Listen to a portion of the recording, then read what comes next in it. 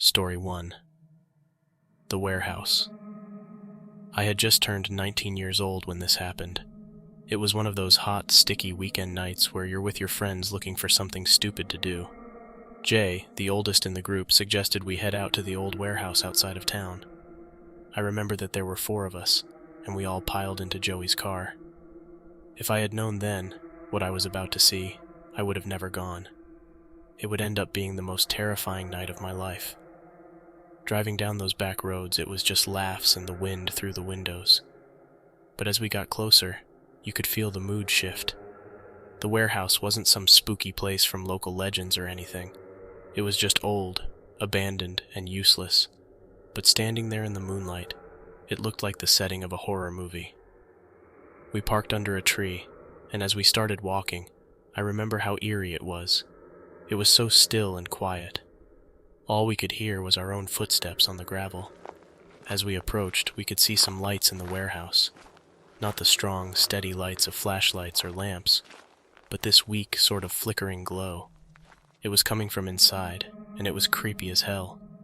But being young and dumb, we thought we were invincible. So we crept up to the building, trying to get a peek through those old dirty windows. We couldn't see much, but there were definitely people in there. We should have left right then and there, but of course we didn't. We found a door and it wasn't locked, so we carefully slid in, trying not to make any noise. The inside of that place smelled like rust and old rainwater. We slowly tiptoed towards the direction of the lights and hid behind some hunk of machinery. I couldn't tell you what type of machinery it was, but it was perfect for concealing us while we got a look at what was going on inside. There were men. It looked like 6 of them, all wearing these strange robes with hoods, standing around in a circle. They had candles, and the light was throwing these huge, monstrous shadows all over the walls. It was beyond creepy. They had drawn something on the floor. We couldn't see what it was, but it looked to be ritualistic, I guess is the best way to put it. The air was just filled with this mumbling chant they were all doing together. You could tell that the mood in our group went from one of curiosity to pure terror and dread very quickly. As we looked on, suddenly it became quiet. The mumbling stopped and the men paused for a second. Then, one of the robed guys went over to this nearby table. There was a black sheet over something that looked like a box. When the man removed the sheet, we could see that it was a cage, and it had a rabbit inside. The man picked it up and walked towards the center of the circle as the other men began this wailing chant. And that's when my friend Jason lost it. I remember him backing up and muttering, "We gotta go, we gotta go." We tried to hush him, but the damage was done. We'd made too much noise. The guys in the circle heard us, stopped their chanting, and turned our way. I know that I can speak for the rest of the guys when I say that in that exact moment, each of us was the most terrified we'd ever been in our lives. We were made, and we weren't going to waste any more time. I don't think I've ever run as fast as I did out of that place. We bolted back to the car, screaming in a panic over what we just saw and what we believed was about to happen. Joey started the car, and we tore out of there, not stopping or looking back. We didn't talk about it much after that night, to be honest.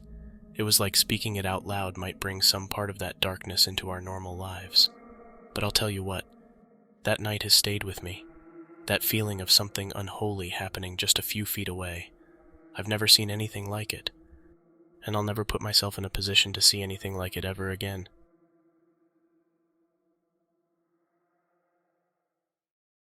Story 2. The Old Barn. I've always been a runner. There's something about the rhythm of my feet hitting the trail, the steady breaths, and the beat of my heart in my ears that brings a sense of peace. Time stands still, and the world around me blurs. I've been running the same trail for months, ever since I moved to this part of town. It's a picturesque run, with woods that change with the seasons, fields that stretch wide, and in the distance, and on one part of the trail, an old abandoned barn. It's become a fixture of my runs, a landmark I look forward to. One autumn afternoon, I set off on my usual route. The air was crisp, and the sky seemed clear. I should have known better. I should have paid more attention to the weather report. Halfway through my run, just as I was approaching the part of the trail where the barn could be seen, the sky opened up. Rain poured in sheets, and thunder began to hammer. Cursing my luck and my lack of observation, I realized I was miles from home with no real shelter in sight except the barn. It wasn't ideal, but it beat getting drenched and risking a cold or worse. Squinting through the downpour, I made my way across the field toward the silhouette of the barn.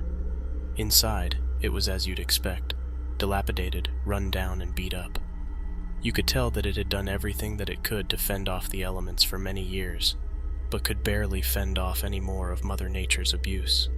Rain drummed on the roof, occasionally sneaking through holes and cracks, creating thin waterfalls. Regardless, it was marginally better than the alternative. As I waited, hoping the storm would pass quickly, I glanced around, and my eyes were drawn to the loft area above. Curiosity poked at me, and I decided to take a look, if only to pass the time. What I found wasn't the emptiness I expected. There were belongings scattered around: a ratty blanket, plastic bags, bits of food wrappers, and a water bottle. It wasn't old debris. Someone was staying here.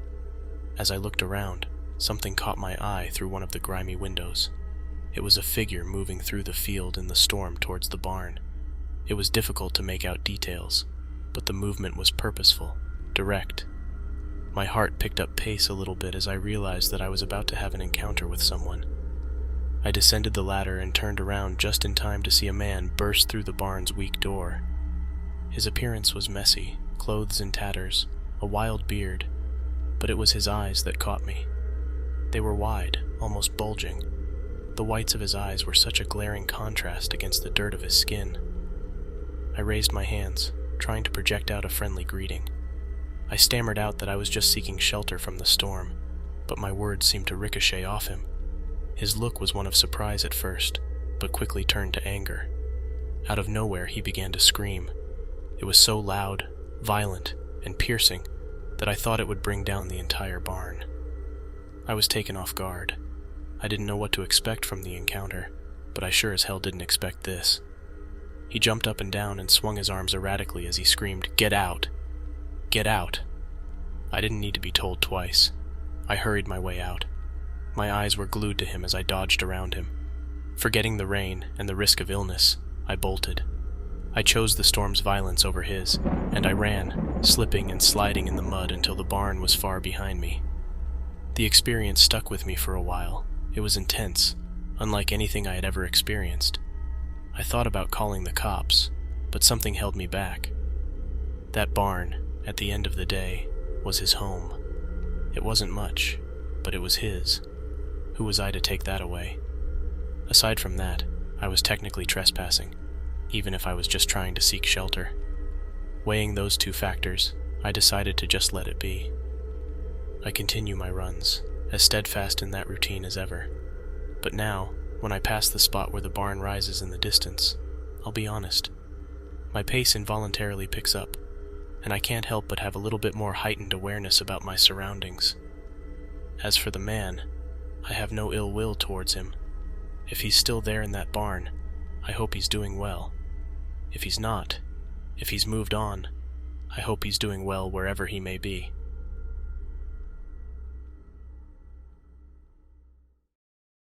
Story 3. The Hendersons' Abandoned Farm. When you're 18, invincible feeling and constantly egged on by similarly fearless friends, you do stupid stuff. For me, the epitome of said stupidity was accepting a dare to explore the old, crumbled-down Henderson farm. Everyone in town knew of it, and as teenagers, it was sort of this unspoken test of courage none of us could back down from. That's how, armed with nothing but my phone, a flashlight, and the kind of confidence only ignorance can give you, I found myself standing at the property's rusted gate just as the sun was setting. The whole scene was like something straight out of a horror movie, and I remember joking to myself, trying to ease the knot of genuine fear building in my chest. The Henderson farm had been abandoned for ages. The story around town was that the family had hit tough times, or maybe it was some dark secret forcing them to just up and leave.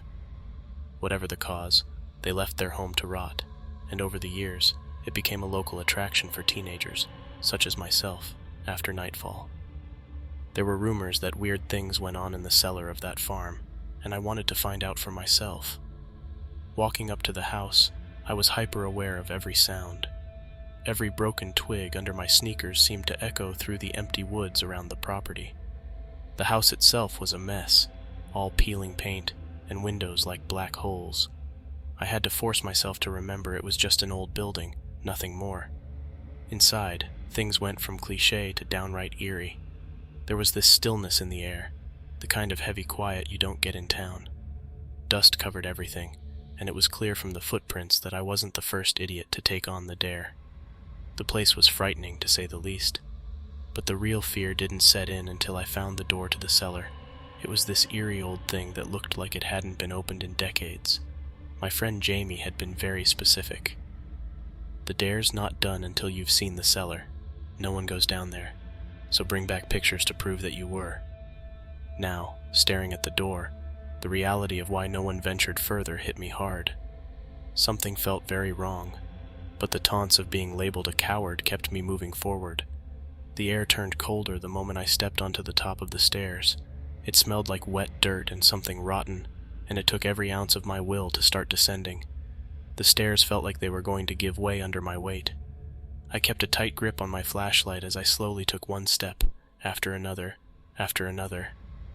What I found below didn't make sense at first. It was like a scene from some messed-up horror flick. There were cages everywhere, rusty, broken cages, and others still eerily intact, and bones. Not big ones, but like rabbits or maybe even cats and small dogs. It dawned on me slowly, a nauseating realization. Someone had kept animals trapped down here, forgotten and left to die horrific, lonely deaths. That's when I heard the scratching, this skittering sound close by. Rats, I told myself. Big, nasty rats, nothing more.